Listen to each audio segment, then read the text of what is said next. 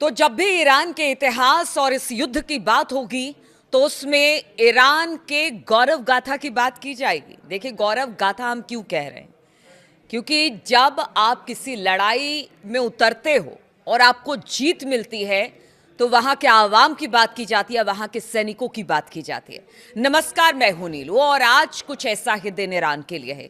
Iran में जश्न का माहौल है क्योंकि ट्रंप ने जिस तरह से पाषाण युग बनाने की बात ईरान को कही थी, अपने अल्टीमेटम जो उन्होंने दिया था उससे 2 घंटे पहले ही, यानी आज सुबह करीब 4:30 बजे के आसपास ही ट्रंप ने सीज फायर का ऐलान कर दिया। और ट्रंप के सीज फायर के ऐलान के साथ ही कह दिया गया कि जो युद्ध छेड़ा था ट्रंप और नेतन्याहू या अमेरिका और इजराइल ने ईरान के खिलाफ, उसमें वो पीछे चले आए हैं। हालांकि देखिए, ये युद्ध विराम जो है यानी सीज फायर है वो सिर्फ 2 हफ्ते का है। इसके बाद क्या होगा नहीं पता। लेकिन जिस 10 शर्तों को ईरान ने अमेरिका के सामने रखा, उसको लेकर डोनाल्ड ट्रंप का युद्ध विराम के साथ एक ट्वीट भी आया। यानी उन्होंने सोशल ट्रुथ पर एक पोस्ट किया जिसमें उन्होंने लिखा कि सीज फायर का ऐलान करते हैं और यही वक्त और हालात की मांग है। साथ ही उन्होंने 10 शर्तों की बात भी की है जो ईरान की तरफ से रखा गया। उन्होंने कहा कि एक ठोस बिंदु है जिसको ईरान ने हमारे सामने रखा है और हम उन बातों पर आगे विचार करेंगे। वो बातें बहुत अच्छी लगी मुझे, इस तरह की बातें। तो इसको आप क्या मानेंगे? 10 शर्तें जो ईरान ने रखी थी उसको ट्रंप ने माना। अपनी 15 शर्तों का जिक्र तक अपनी पोस्ट में ट्रंप ने नहीं किया। अब देखिए, जो 10 शर्तें हैं, कल इस पर वीडियो भी मैंने बनाई थी कि किस तरह से जो 10 शर्तें ईरान ने रखी है उसमें उन्होंने जो बातें रखी उसको ट्रंप मानने को तैयार हैं।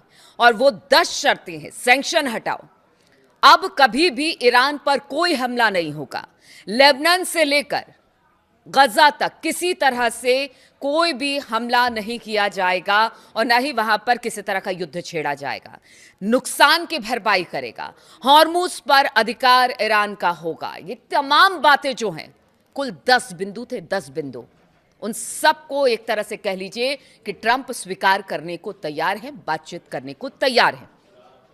इधर कल का जिक्र भी आपको कर लेते हैं। ठीक सीज फायर से पहले कहा यह जा रहा था कि ईरान के लिए कयामत की रात है, पता नहीं क्या होगा, परमाणु हमला होगा, बहुत सारी बातें आई। पूरी रात सभी लोगों ने टकटकी लगाकर देखी कि क्या जो ट्रंप धमकी दे रहे हैं वो वाकई वैसा करने वाले हैं। लेकिन ऐसा कुछ नहीं हुआ।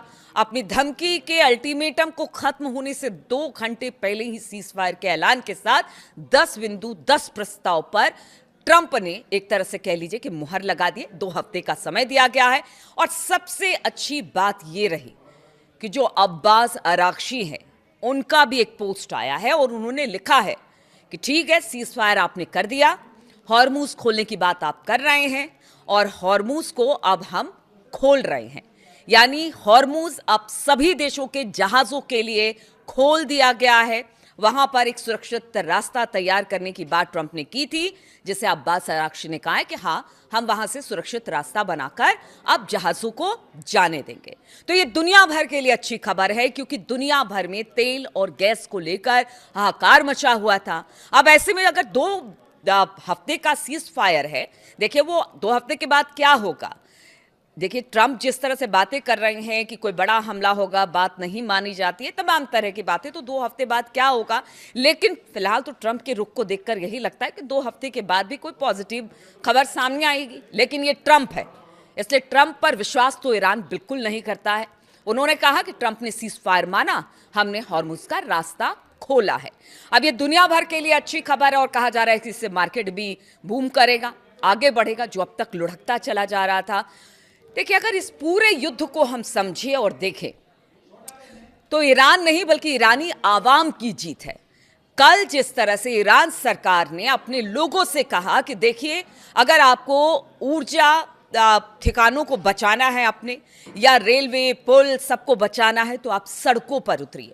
कल हमने वो तस्वीर भी देखी थी जहां पर बेखौफ होकर ईरानी सड़कों पर उतरे थे।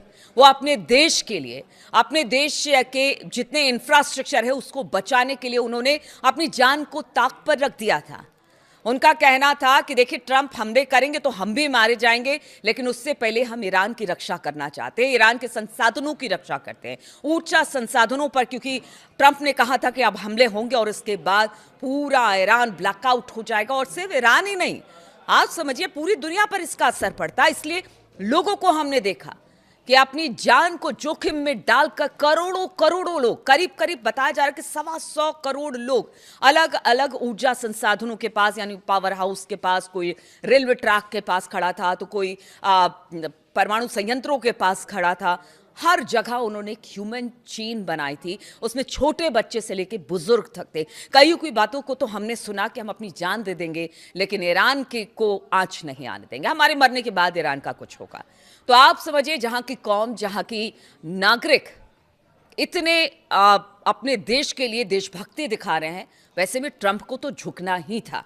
और ईरानी कौम और ईरान के लिए तो ये कहा जाता है कि अंत समय तक वो लड़ते रहे हैं, इतिहास इसका गवाह है। और कल इसी इतिहास का गवाह एक और, कहते हैं ना कि एक जनरेशन होती है जो एक जनरेशन दूसरी जनरेशन अपनी बातों को पहुंचाती है, उसका गवाह पूरा दुनिया बना।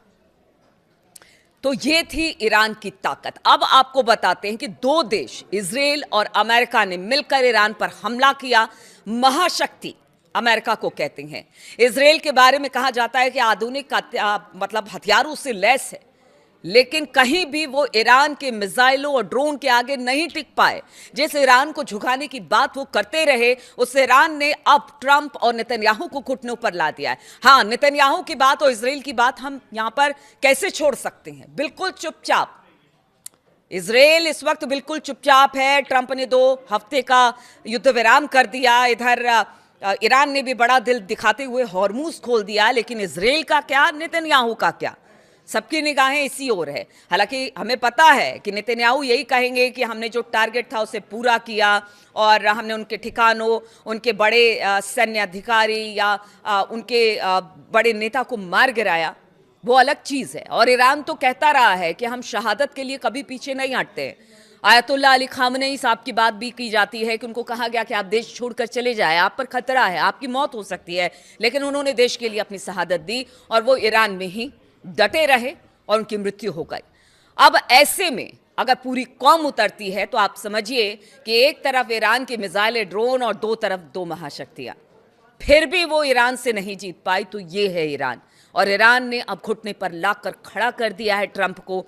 यहां से कहा जा रहा है कि एक तरह से ये ट्रंप की डिफीट है, यहां से ट्रंप की हार है कि उन्होंने इस तरह से सभी शर्तों को मान लिया। लेकिन इजराइल और नेतन्याहू को हम नहीं भूल सकते हैं। अब देखना होगा, चूंकि देखिए सीज फायर का ऐलान अमेरिका के साथ हो गया है, लेकिन इसके बावजूद ईरान हमले कर रहा है इजराइल पर, क्योंकि उसे पता है कि बातचीत हमारी ट्रंप से हो रही है। नेतन्याहू कौन होते हैं? और देखिए अभी तक हमारे पास मिसाइलें और ड्रोन खत्म नहीं हुई है। इजराइल की मंशा भी बिल्कुल ईरान के सामने है और साफ है कि अगर हम नहीं मारेंगे तो वो मारेगा। इसलिए हमारे साथ उनका जो युद्ध विराम है वो नहीं हुआ है।